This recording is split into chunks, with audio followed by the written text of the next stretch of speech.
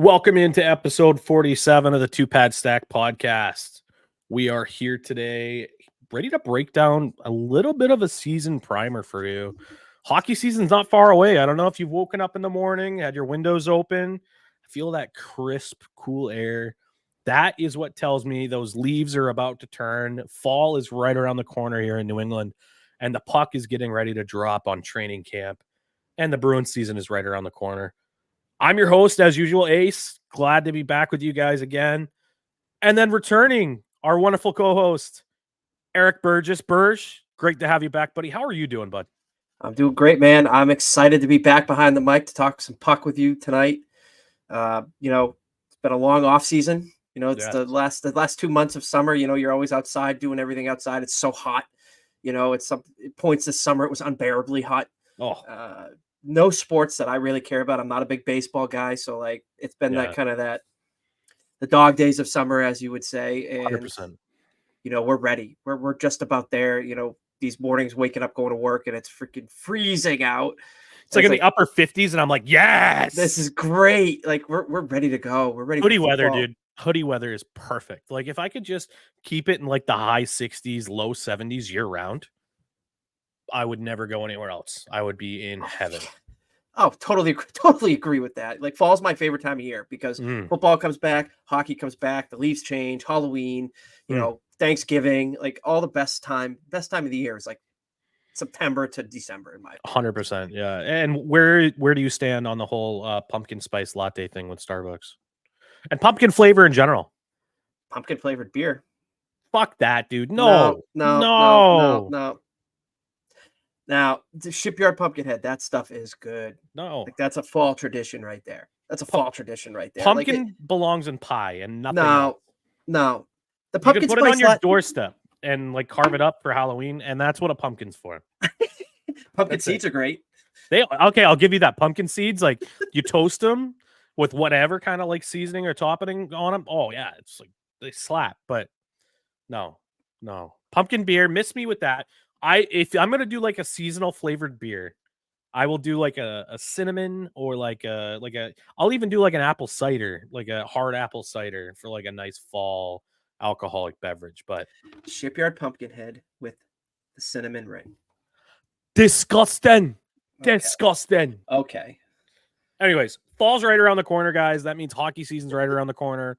We've already broken down some of the free agent signings that the Boston Bruins have done back on July 1st. That's now almost 2 months ago. But our good friend Bursch here hasn't provided his perspective on these signings here. So we're going to go ahead and just kind of recap them. The big ones, really. We're not going to talk about the AHL guys or anything. We'll talk about, the big signings that happened. The big three, really. I'll say, Elias Lindholm, Nikita Zadorov, and we'll also mention Max Jones from the Anaheim Ducks. So first things first, where do you stand on the amount of money that the Boston Bruins shelled out on July 1? Well, they had the money free. They had they had the cap space, and down the stretch in the playoffs, especially against the Florida Panthers, you saw a lot of those holes that they needed to address show up. And part of the reason why they weren't really able to truly hang with the Panthers after the first game of that series. So I'm okay with it. Like you got the cap's going to continue to go up, and you would think, unless we have another COVID-19 pandemic start in January, which who the hell knows these days in the world. COVID-20? Yeah, COVID-24. But no, they needed to spend their money, and I thought that they did a really good job, especially we've talked at nauseum, it felt like, leading up to this offseason about the center position and how they desperately needed a center. And not having Patrice Bergeron there this year, there was a lot of gaps that, at the end of the season, it showed up. It didn't really show up much in the regular season. They were able to get by with it, but it showed up in the playoffs. And I was banging the drum for Elias Lindholm since the trade deadline. I'm glad they didn't give up any assets to get him, because it would not have helped them go further in the playoffs this year. But we talked, we're like, wait till the offseason and sign him then. And that's exactly what they did. And I think he's going to be a great fit. I love the player. I've loved watching him up in Calgary.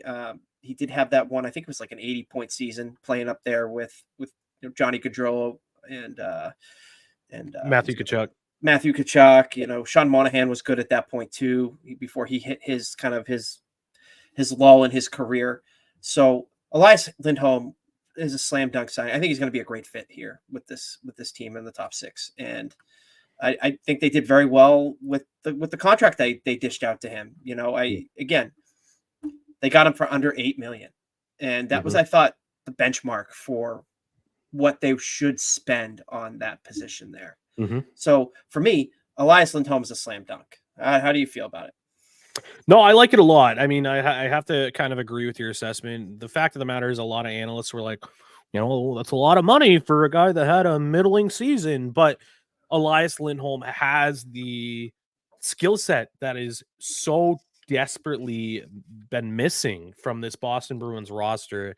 And, I would happily pay an extra $2 million for somebody on the open market to come in and fill that gap. And he's in his prime. He's 29 years old. He's going to work incredibly well with David Pastrnak.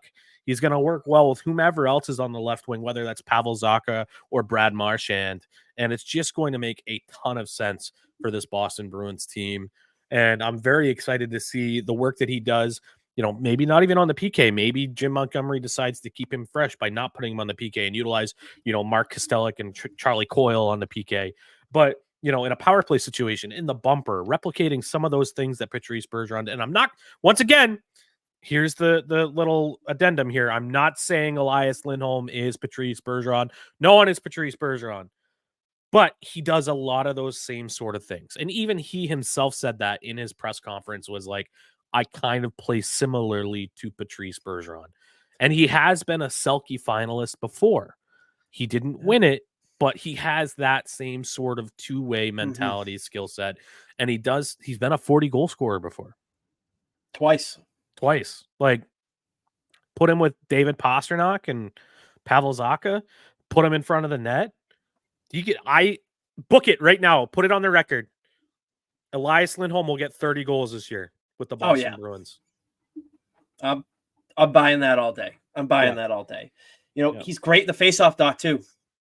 Last year he was, 55% in the faceoff. Like that's really good that he's winning over more than half of his faceoffs. And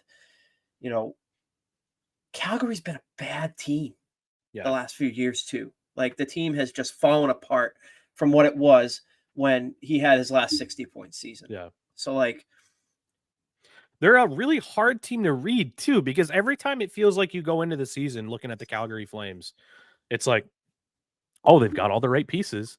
They made a good move. This is probably a playoff team. And then the season starts and the wheels just fall off. Yeah. I mean, even the Tkachuk trade, I was like, that's a great trade for Calgary. Yeah. Yeah.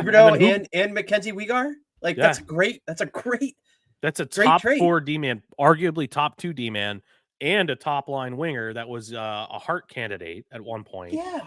And all of a sudden, I mean, Weegar's done well from all things taken into account. I've heard that Mackenzie Weegar has fit in well with the Calgary Flames. He's doing a good job. But the wheels just fell off for Huberdeau when he got up there. He showed up. He was traded after a 115-point season. He had 85 assists the year they traded Unbelievable. Him. And it hadn't clicked. And that's why, you can blame the coaching. You could blame the player getting older, like whatever you want to do. But at the end of the day, the team didn't perform. And then maybe it was just the players didn't click. And that's why like Elias Lindholm's numbers dipped over the last couple of seasons. So I like where you're at with 30 goals. And I think playing on that top line is going to be an unbelievable fit. And then you also have to look at his production, which actually increased when he went and got traded from Calgary Flames to the Vancouver Canucks. He wasn't even playing in the top 6. He was their third line center in that depth run and into the postseason. And he had a beautiful overtime comeback goal against the Nashville Predators to put the Preds on the brink. And he had a fantastic postseason. So putting him with high tier players, similar to what he had when he had those 40-goal seasons, putting him in a culture like Boston that has a mentality of putting everything out there, working your ass off. There's not a winning mentality in Calgary. As weird as that is to say for a Canadian market, it's not. There's not a winning mentality. There's nobody that's out there that says, I want a cup with this team. I know what it takes. Follow me into the trenches, like with Brad Marchand.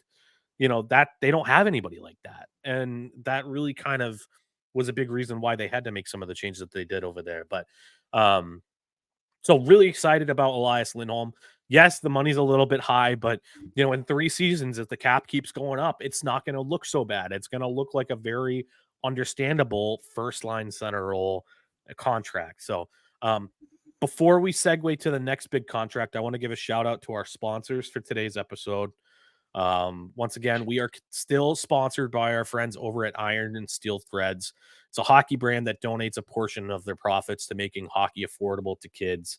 And they offer a really cool line of products. I've bought a few shirts for myself, bought a couple shirts for my daughter. We're really excited for hockey season coming up. So take a look at them. Look them up, Iron and Steel Threads. You can go on their website and use promo code 2PADSTACK10. That's the number 2 PADSTACK10 to save 10% off of your purchase.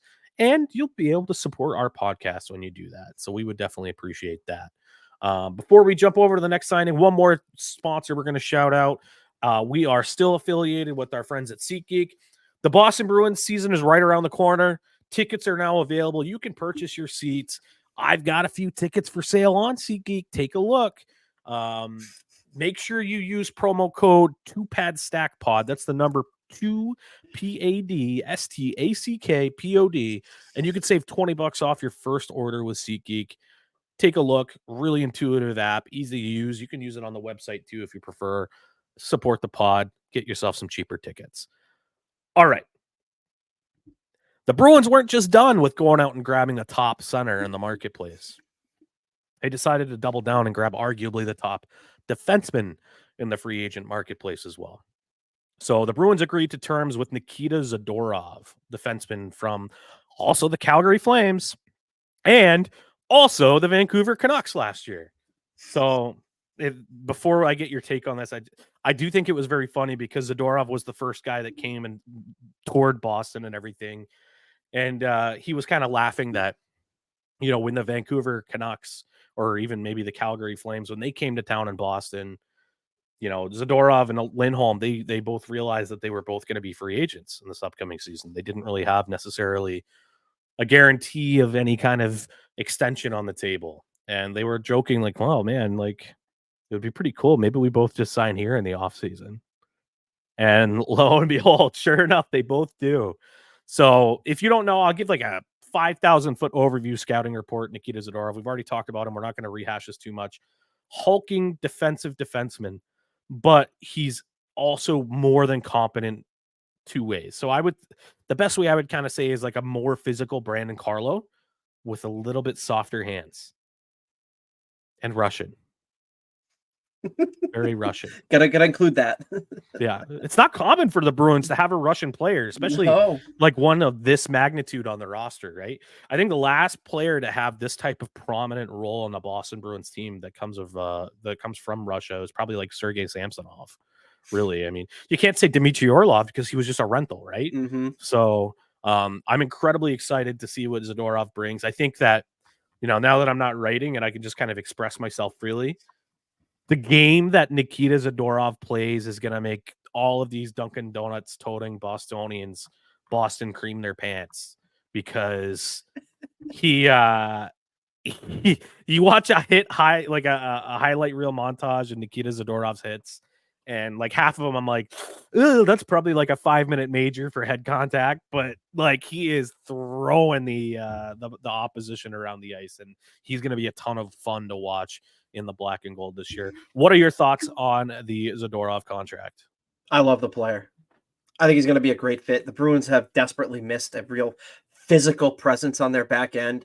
Despite all of the money that they've invested there and the talent that they have in the back end, they've been missing this type of defenseman. So I think the fans are going to absolutely love watching this guy play. His nickname used to be Big Z. Not anymore. Not in Boston. He officially retired it. So like, I love the player. I'm not as much in love with the contract. I think the contract is okay. Yeah. I think it's one of those contracts that may not necessarily age that well. It was like 6 years, 5 million, I think was the contract. The AAV to me is fine. The Bruins have a lot of money invested in their back end. Mm-hmm. They with McAvoy, Lindholm, Carlo, and Zadorov, just to start spouting them off.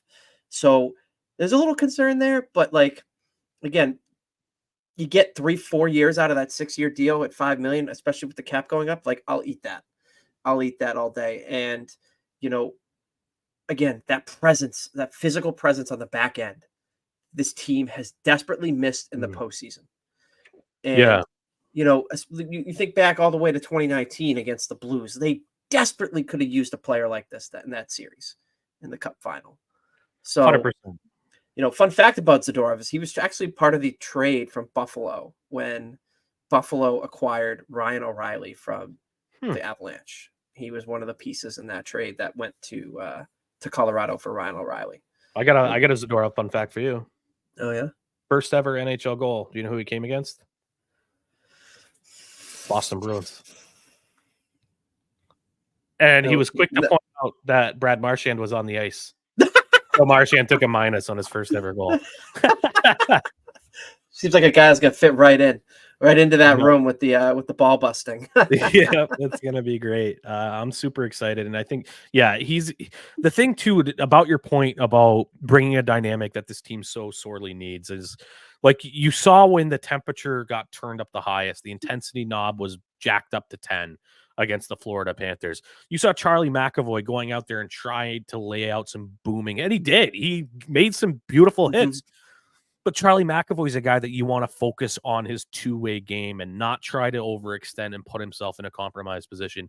He put himself in a lot of compromised positions in that series, and he played probably some of his worst hockey of the year because I think that pressure of being a leader for that blue line got so heavy for him, and him realizing Hampus Lindholm's not going to go lay Matthew Tkachuk out at center ice. Brandon Carlo might. Matt Grzelcyk isn't. Derek Forbert doesn't have the foot speed to do it. Like, he's like, if anybody's going to destroy anybody, it's going to be me. I need to get my pound of flesh when I'm out there. Having a guy like Nikita Zadorov in the lineup when things matter most takes a little bit of that pressure off of Charlie McAvoy and allows him to focus on being that dominant two-way defenseman that consistently has him in the top 5 of Norris votes. Nobody's voting him for Norris Trophy for his center ice hits. He's not Nick Kronwall out there. Nope. He's there to be a stalwart presence on the defensive side of the game, create transition with his physicality and strength, force a turnover in the defensive zone, and then use his bona fide stallion speed and skating to create a play in the offensive zone because he has that capacity to do that as well. So I'm very excited about that dynamic of Zadorov taking maybe some of that pressure off of McAvoy, and also just to create a little bit more anxiety for the opposition, right? If you're gaining the blue line and either Charlie McAvoy or Nikita Zadorov are out there, maybe even together, you're going to be you're not going to be, looking down to make a beautiful pass, looking at that puck. You're going to be keeping your head up a lot more, making sure you're not drilled opening up into the offensive zone. So really love it. I agree. I'm going to have to echo your sentiments on the contract itself. Not an amazing contract, but you don't ever get a contract in unrestricted free agency for somebody in their prime where you're like, wow, that was actually a really team-friendly deal. That doesn't happen. If you're going to get one of the big names in the marketplace, you're going to be overpaying, and it's not going to necessarily be a great deal up front, but it's only going to be a matter of time for us to see what Nikita Zadorov can do in the black and gold to decide if this contract was truly worth it in the long run or not. Yeah, again, you're able to eat the end of this contract if it pans out early on, right? You get 3-4 years out of that, and then maybe you get, as he gets older, when he starts hitting his mid-30s, maybe he loses a little bit of his hands, his speed, and some of the physicality towards the end. He's not playing at the level that you signed him at, like that's expected. And circling real quick back to the Lindholm contract, I don't think that was a bad contract at all. I think that was exactly where he was going to get paid, no matter where he went, whether he re-signed with a team or not. If he re-signed with the Canucks, probably going to be in the same ballpark and would have had an extra year attached to it. Yeah. And an extra year attached to a deal that high with that player, you're talking about now he's 28, 29 years old. You're talking about mid to late 30s now when that contract expires. So I think given the cap situation and everything, the Zadorov deal could very well age just as well. I mean, he may lose it Yeah. a little bit, Good. but if the cap goes up and you're paying him $5 million, then that's not going to be as much of an impact as it is maybe necessarily today. So Yeah. Yeah. No, I agree. And then the other thing that I think is pretty interesting is between him and I mean, I'm gonna actually go back to Lindholm. Okay. So talking about the Lindholm deal, he had a contract offer from the Calgary Flames on the table that would have paid him over the course of 8 years, not the 7 he signed with us, 2 million more a year. what was that, 9 million? He had a contract offer on the table for 9 million over 8 years. But he said Calgary is not somewhere I want to commit to that long term. Good for him. Valuing his happiness and his mental well-being, about being happy where he is over a couple extra $1,000,000. That's a guy that shows that the money doesn't really all that much matter to him. Yeah, I Which mean, is it great. makes me wonder, like, how long has Elias Lindholm maybe had a circle on the Boston Bruins as somebody that he wanted to play for? Because allegedly in his draft year, the Bruins did interview him, and they had a very good interview, and he was high on their list. They just couldn't get above the Carolina Hurricanes in order Mhm. to secure him. And the Bruins were waiting for him to hopefully hit free agency. And then he got dealt over to Calgary, and then he extended with Calgary. But he's always been somebody that the Boston Bruins have kind of had kept on their radar a bit. Mhm.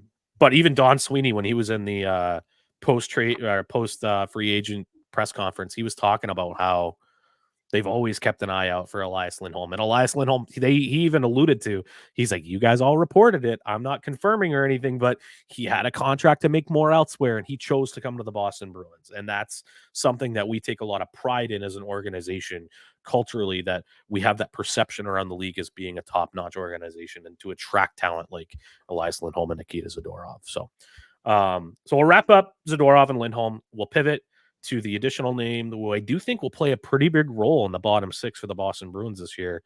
And that's going to be former Ducks first round pick, only 25 years old, big frame, Max Jones. What are your takes on the Max Jones signing, first and foremost? So I'm not exactly as familiar with his game as I am with somebody like Zadorov and Lindholm, but this seems like the kind of signing where such low risk and high reward out of the player. Like you said, he's young, and he's going to play probably a big role in that bottom 6, whether sliding up to the third line at times, fourth line at times. PP2 net front. Yeah. Brazo I mean, type player. Yeah. Played 52 games last year for Anaheim. I mean, Anaheim's a bad team, as we all know. Like, they're just, they're still not coming out of this rebuild. It seems like they've been rebuilding forever. Not necessarily being able to get it right. And, it's kind of reminds me of the Boquist deal last year, where it was a young player that came in and actually made a name for himself. Except this one, you got 2 years on the deal. You got an extra year of control on it, which, again, you get that extra year of control. Yeah. That can be huge. That can be huge, Yeah. especially when you're building your team. So, great depth signing. And Sweeney's been doing great over the past few years with his findings of depth players for the bottom 6 on this team that can kind of juggle around the lineup as needed on a night-to-night basis. And I think this one has the potential to be just as good as the rest. From what I got is that this is definitely going to be one of those signings that the Bruins professional scouting staff had shortlisted for Don Sweeney. And Cam Neely and Don Sweeney in their press conference, they alluded to the fact that this is a guy that will create anxiety for the defenders on the forecheck. And the Bruins didn't have enough of those players. Mm-hmm. Like, Jesper Boquist on the forecheck, he's fast, but nobody's really tremendously concerned about getting hit by Jesper Boquist. Mm-hmm.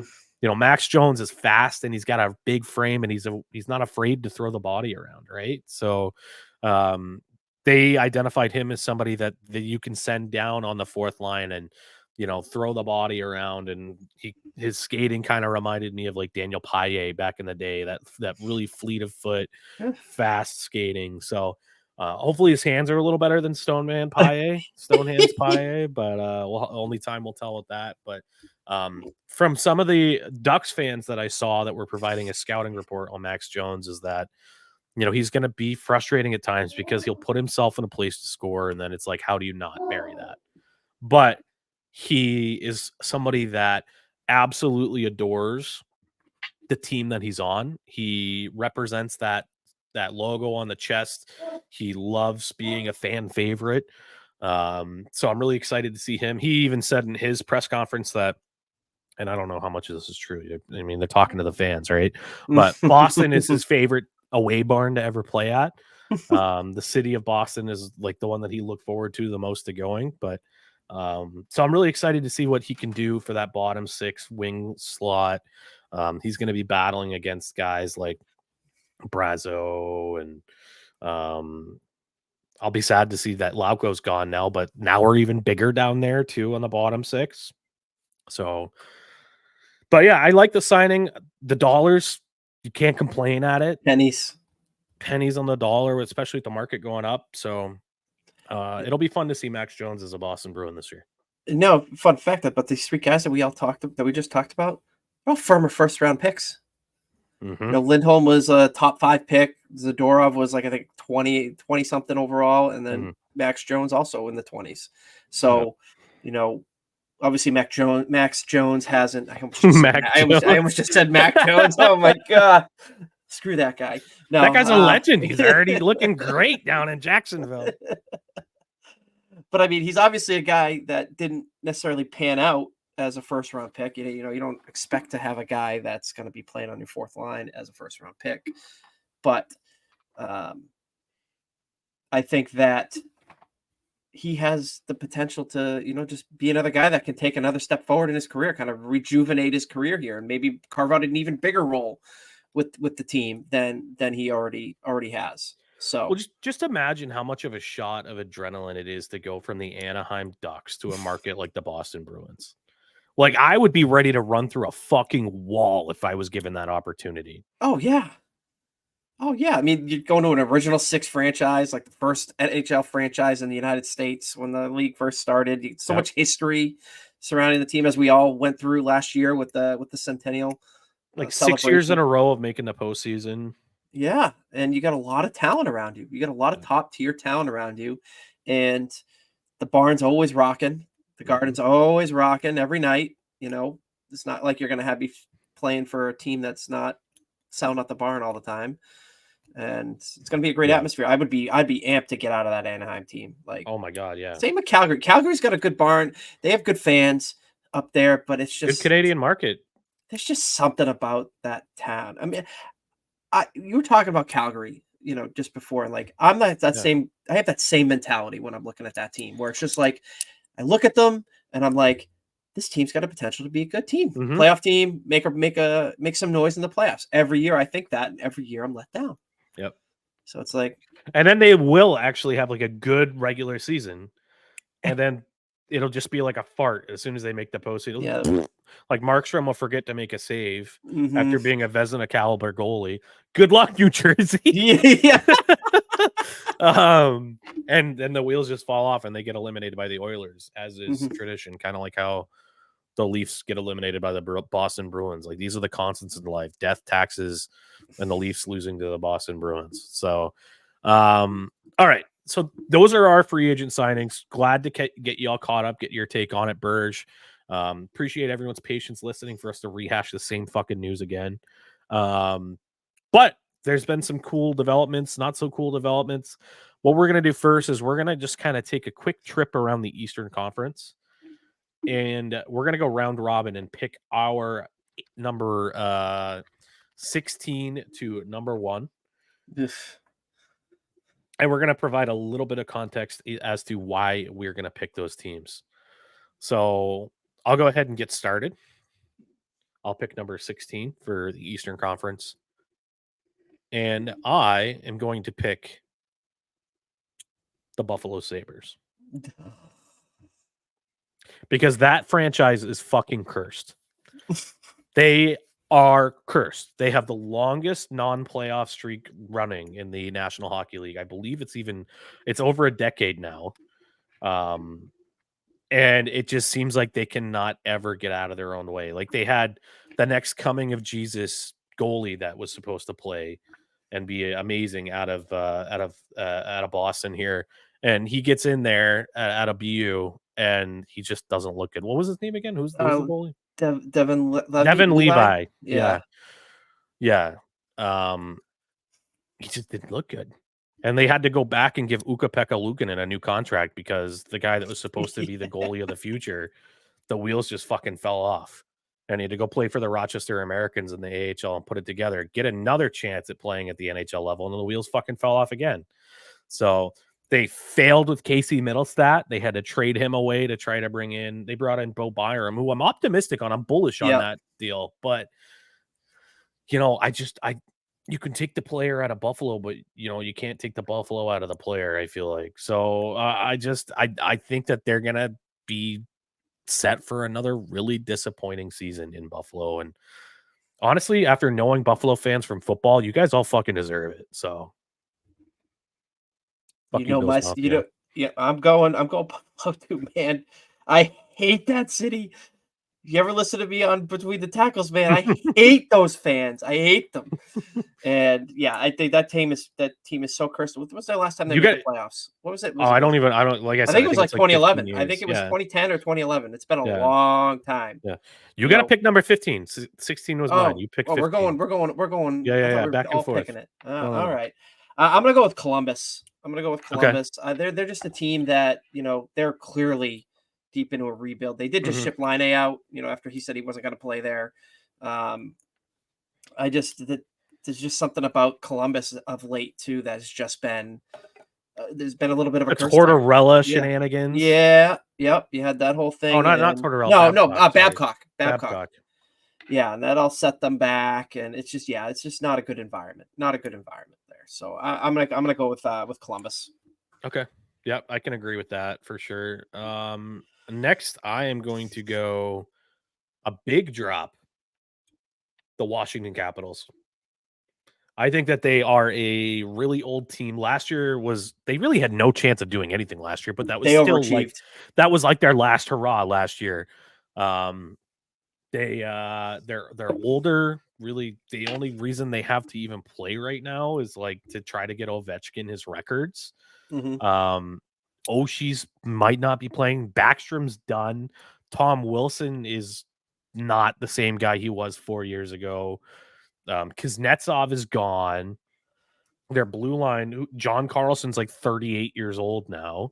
Like it's not a good situation. And if I was in the front office for the Washington Capitals, I would stop trying to kick this ball along and I would just fucking sell assets and, just put Ovechkin out there every other shift, get him any goals you can for his legacy and whatever. But it's time, guys. Father time stops for no one. And when you don't make the right savvy choices of when to cut bait and liquidate assets to backfill where you need to backfill, you're going to be in this position and you're lying to yourself if you just keep trying to kick it along. So number 14, Washington Capitals.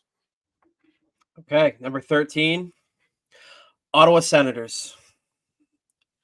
Even with Linus Ullmark? Yeah, I believe that you're going to see a drop off from him this year. He's a great goaltender. We loved him here. You know how I felt about the tandem. I'm not going to go down that route tonight. But he's going to be playing behind a far inferior team than what he was playing with here in Boston. And I just think that, even with those acquisitions, I still think that that's another team that seems to have, I don't want to say cursed, but they do seem to have they're in a little bit of a bad stretch right now, and they are still rebuilding.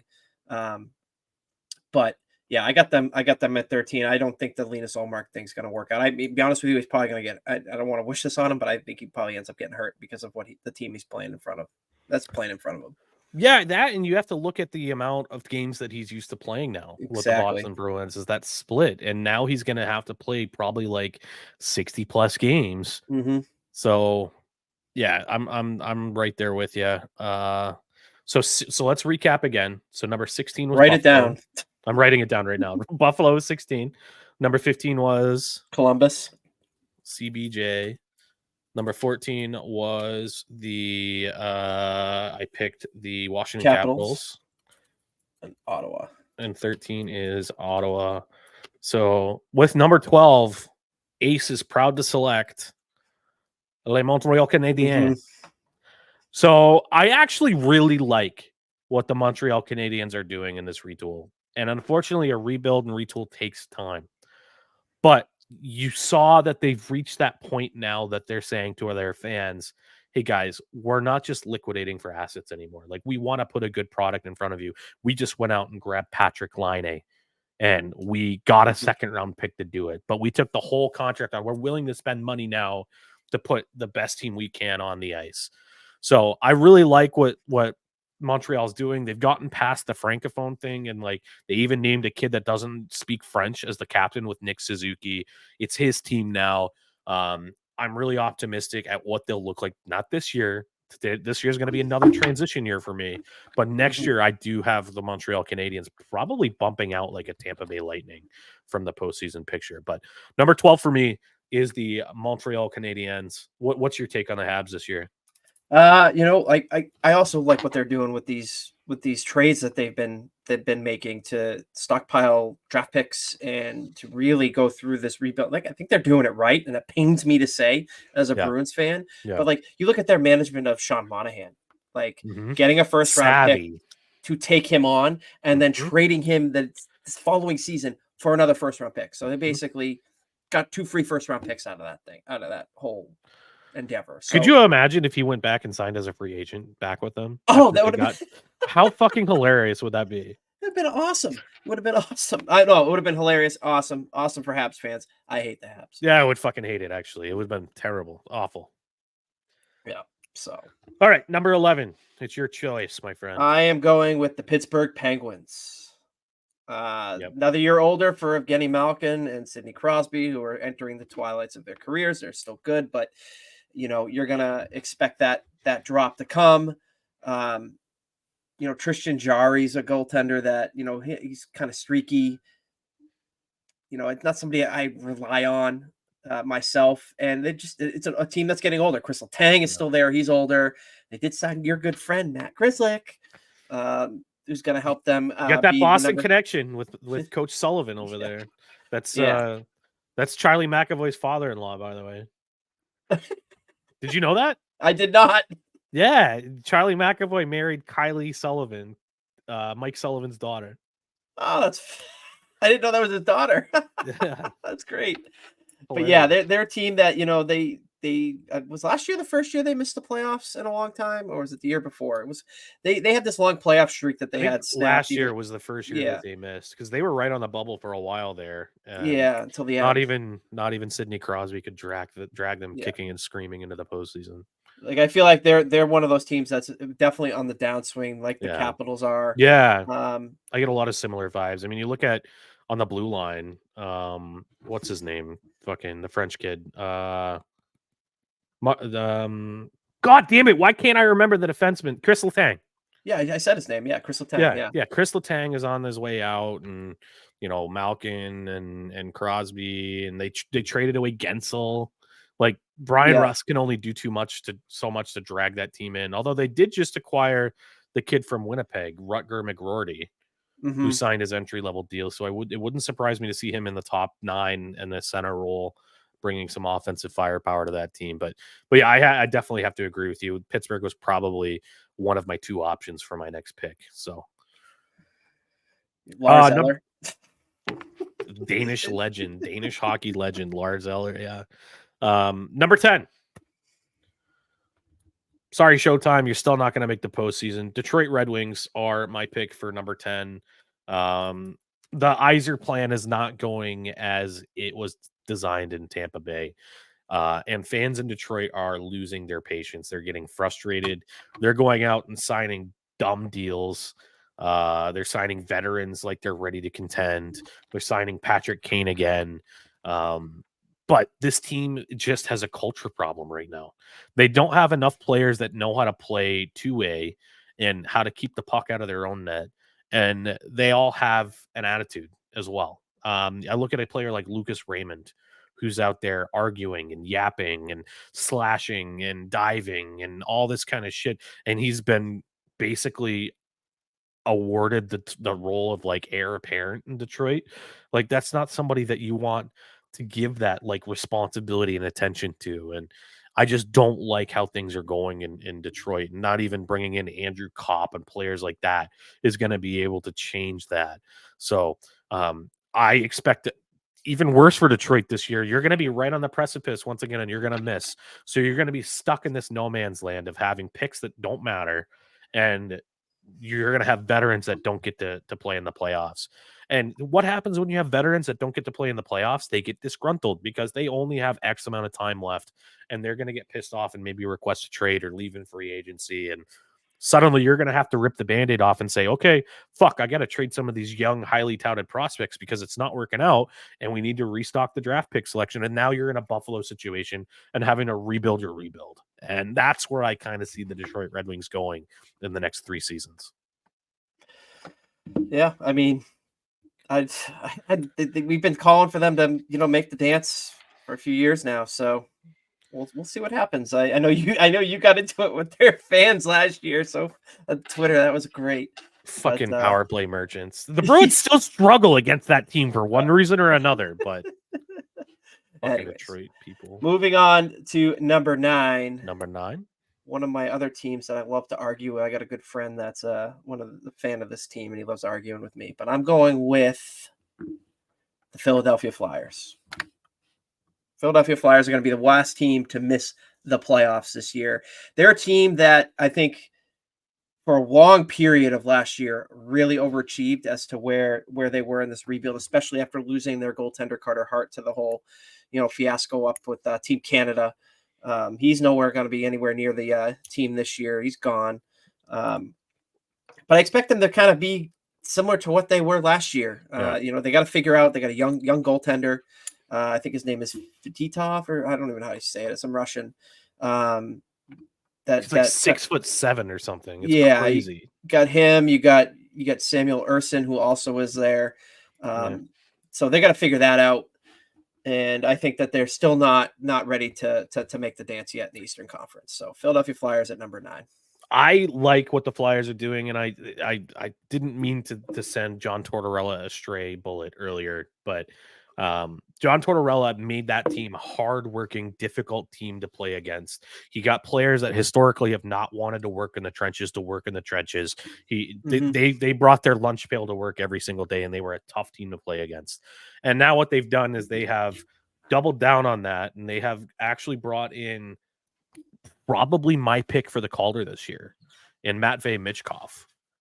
They were able to get him to leave the KHL, this Russian kid, and he has probably one of the most lethal releases I've seen out of a prospect around the world right now. So I'm really excited to see what Michkov can do and to see how the Flyers do. But I don't necessarily disagree. I think number 9 is a decent, fair spot to put them.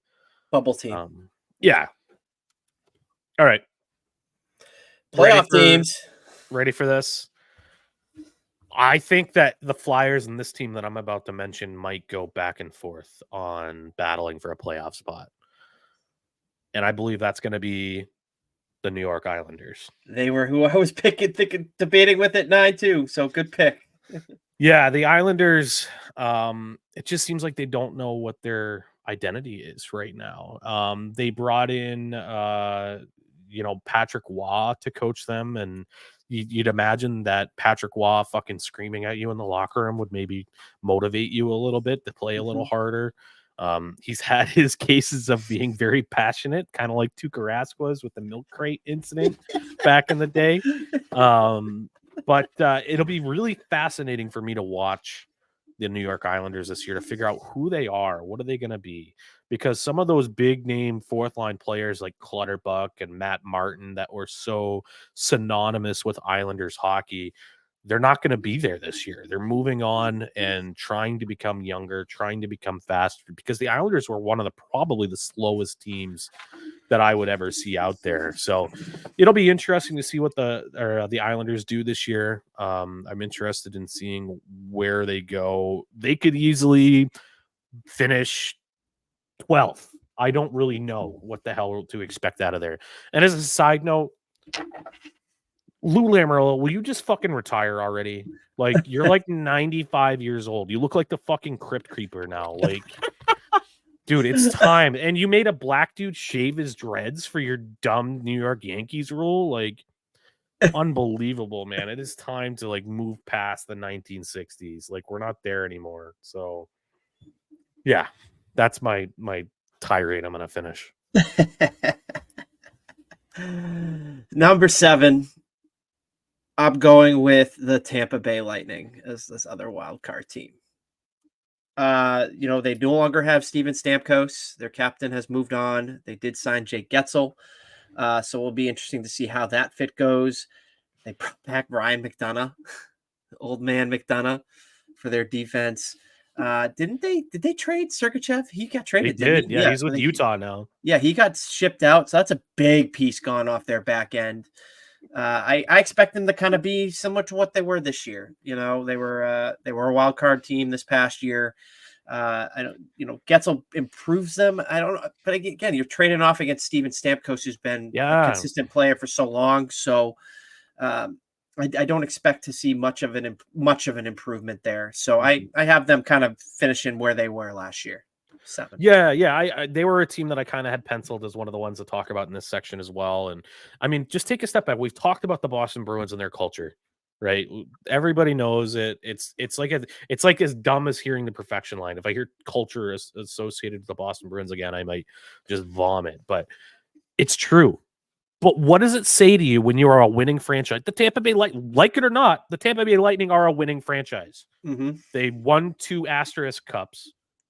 They don't actually count, but Nope. They won 2, and they have players that know how to win. They have Kucherov, they have Hedman, they had Stamkos. Like, these are players that Vasilevsky, yeah, exactly. Sergachev. These are players that knew how to win, and you ship out a young defenseman in Sergachev, not that young, but still young, who had term on his contract. You let your captain, who was sitting here waiting for you all season to make a fair offer to him, you let him walk in favor of Jake fucking Gensel? Like, I'm not saying Jake Gensel is a bad player. He's probably the best scorer that was available in the marketplace. But he's not the guy to replace Steven Stamkos. Gensel will be lucky if he hits 40 goals like Stamkos did.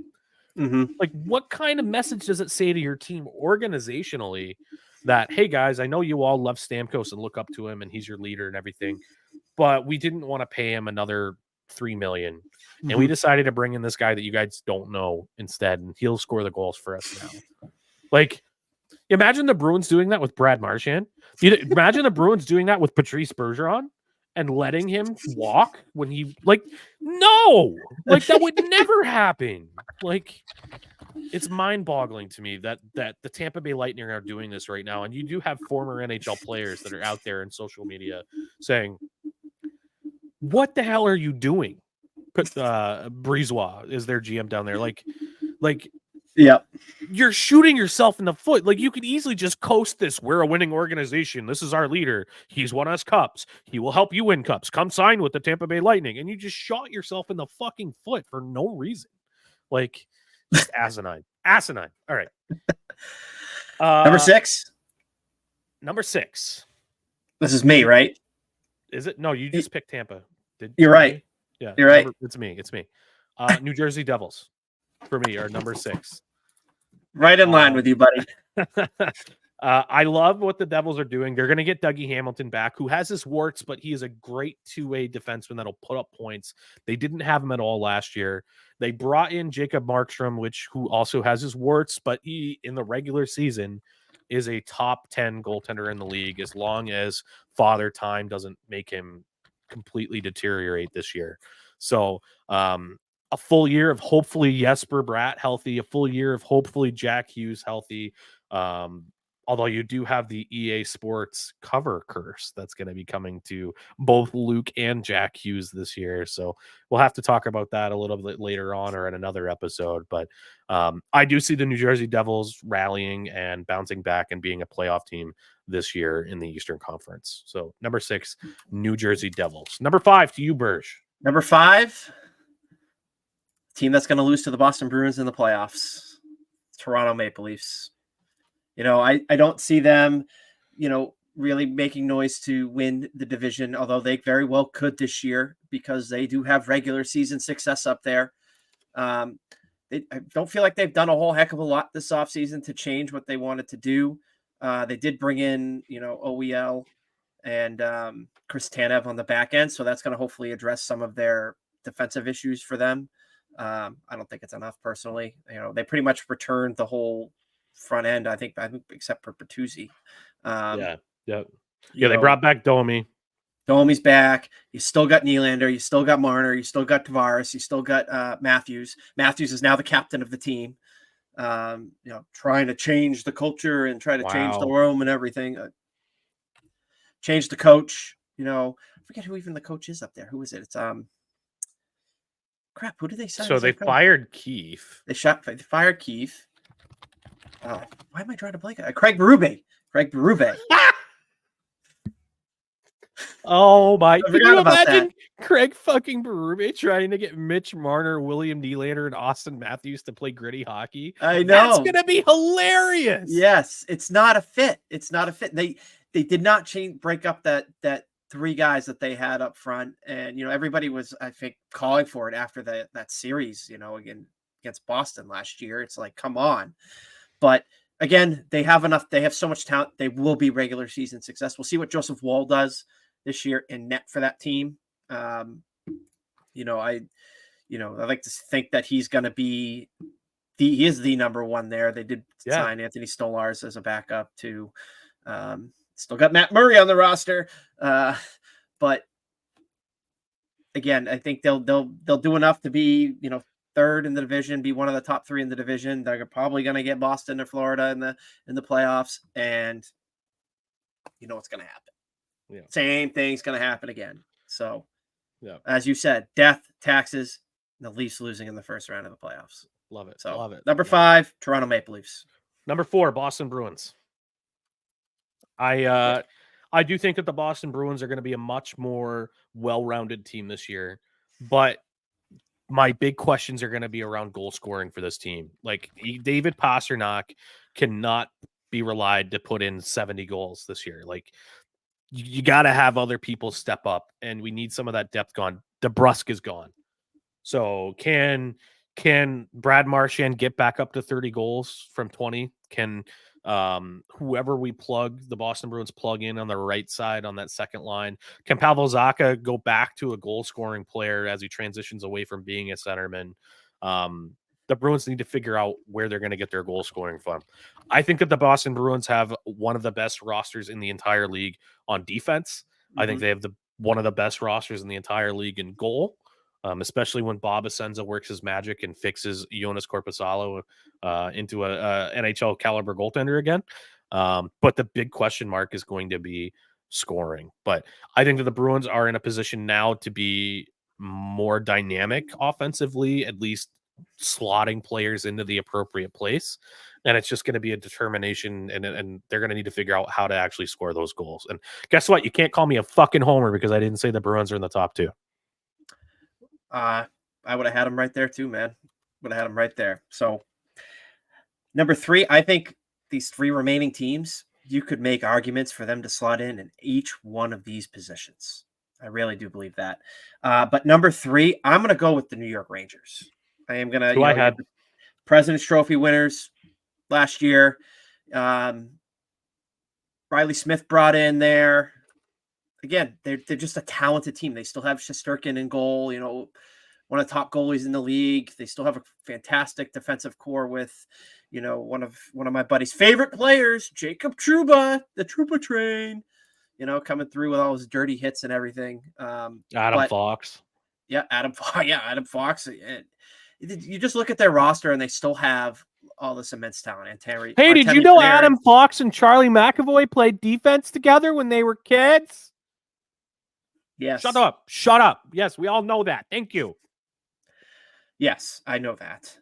Artemi Panarin, Vincent Trocheck, Chris Kreider. I mean, you still got those guys. They're stalwarts with the Rangers, and I expect them to, be right in the same ballpark where they were last year. Yeah. Probably a little bit of a drop off. You know how hard it is to repeat as President's Trophies winners every year, and it's usually a curse if you win it, regardless. But yeah, I got the Rangers at number 3.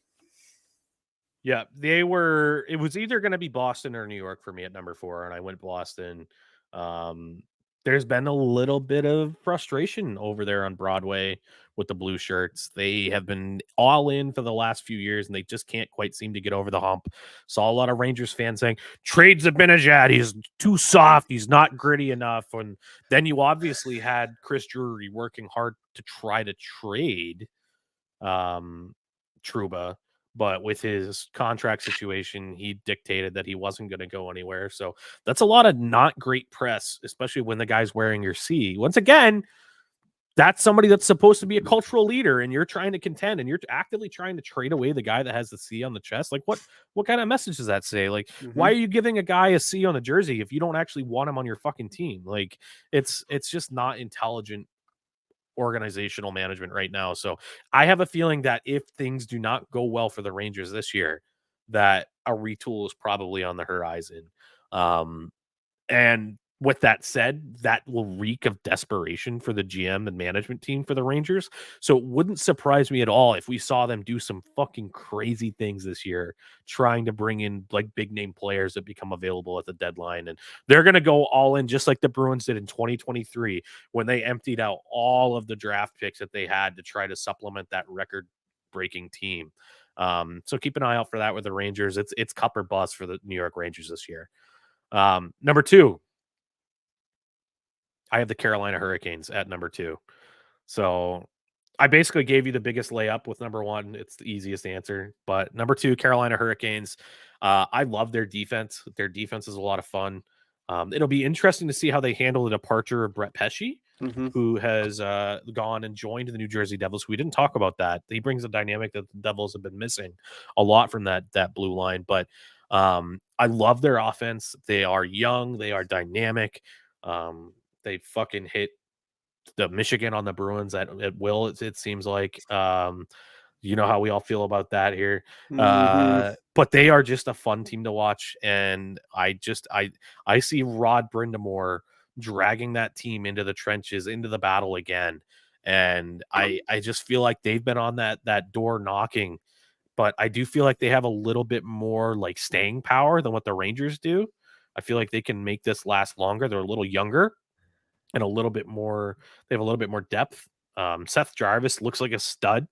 But yeah, number 2 is the Carolina Hurricanes. And I hate it when the Bruins play them, and I hate their fans. So that's probably a compliment to you bunch of jerks. The fans are just ridiculous, especially on Twitter. It's just stupid. I hate the whole storm surge thing, the celebration thing they do. It's so it's childish, if you ask me. And maybe I'm just a grumpy old man now, and that's how I'm reacting to it. I don't know, but you gave me no choice to go with Florida Panthers as number 1. I would have flipped the 2 if it was me. I would have had Carolina at 1. I want, like, basically what you have talked about with Carolina. They've been knocking on the doorstep, and I feel like that they're really at a position now where they can kind of take that step forward. But Florida, hard to argue with them as number 1. The only one of the things I bring up is the hangover of being the Cup champion, playing all that hockey late into June. And then having to come back and try to defend that again. That's why you don't oftentimes see repeat winners of Stanley Cups, because it's insanely difficult to do. And I don't count the 2 asterisks that the Tampa Bay Lightning won in the bubble and COVID shortened seasons, like whatever. But the last team to do it was Sidney Crosby and the Penguins when they did it in the late 2010s. But I didn't think they were going to be able to retain Sam Reinhart, and they found a way to make that work. Which is unbelievable. Love their defense. Nico Mikkola is a defenseman that I wish the Bruins had. Came out of nowhere, dude. Just savvy asset management by Bill Zito. Oh yeah, 100%. And you look at their roster; they've retained a lot of their guys. Our good friend Jesper Boqvist is down there. with his brother too. Yeah. Adam Boquist, which is kind of cool. Yeah. So, Who else did they Anton sign? They signed some other like veteran players that I thought were AJ pretty good Greer, deals. Oh yeah, former Bruins legend Tomas DJ Nosek. AJ. Oh my god, yeah. He'll be good for their fourth line. Yeah, yeah. Guy can't speak English, but he'll be good for fourth line. You haven't heard me rant about Tomas Nosek, have you? Oh, it was a whole meme. Save it was it. a whole meme in the Bruins chat Discord. If you guys ever want to chat hockey with us during the games, we do have a Discord server that we would love to have you join and just shoot the shit with us. Come argue with me. Yeah, we would love to have you. Just make sure you drop us a message on Twitter, and we'll hook you up with the link. But we're coming up at time here. We had more on the agenda, but this is a really fun exercise, just going through our Eastern Conference. We're not going to do Western Conference because we don't know the West as much as we know the East. Mm-hmm. But really appreciate you guys tuning in. Some fun bit of news regarding the pod. We have officially shifted gears, and I know we've jumped around a little bit here organizationally, but we finally found a home we're all really happy with. And we've joined Fans First Sports Network as one of their podcasts, hopefully one of their flagship NHL shows, as they are trying to build up their shows across the network. Our friends and family podcast over at Midnight Ride Productions are also joining us. So Breaking the Tackles will be coming over. Between the tackles, whatever the fuck it is. I'm not a football guy. And Rings and Things is also joining FFSN. Additionally to our podcast coverage, we are beginning to embark on a writing journey. So I've already written my first 2 articles talking about the Boston Bruins going into the season. You can expect more Boston Bruins coverage from me. Burge is probably going to write a little bit about the football, the Pats, probably some Bruins stuff as well, and the NHL. So keep an eye out. We'll be sharing content links on our socials to both our podcast content and our written content if it's associated with our shows. So, but yeah, it was great having you guys all back here. We're really looking forward to getting back to a regular cadence and putting out more shows with this off season ending right around the corner. Bursch, so good to have you back, buddy. Thanks for coming back, sitting down and chatting with me today. Missed talking to you, Ace, as much as I hate to say that sometimes.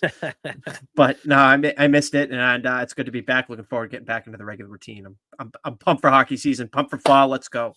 Drop the fucking puck. Let's go. Yeah. All right, guys. Thanks for tuning in. This has been episode 47 of the Two Pat Stack podcast. We'll catch you next time. Peace.